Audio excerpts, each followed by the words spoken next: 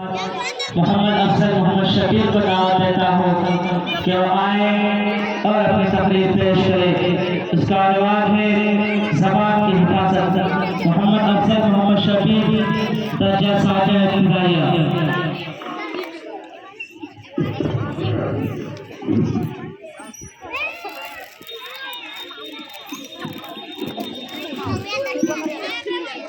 السلام علیکم ورحمۃ اللہ وبرکاتہ۔ الحمد للہ رب العالمین والصلاة والسلام علی رسول الکریم وعلی آلہ اصحابہ اجمعین، اما بعد فاعوذ باللہ من الشیطان الرجیم، بسم اللہ الرحمن الرحیم۔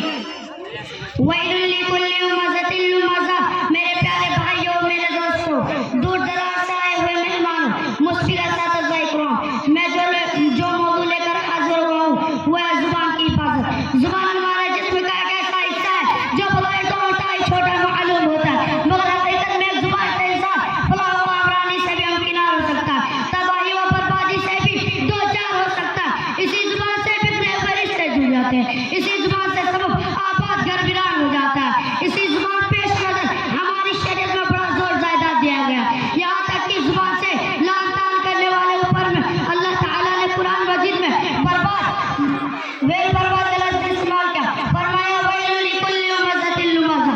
اتنا ہی نہیں، زبان کو لعنت سے تعبیر کیا گیا۔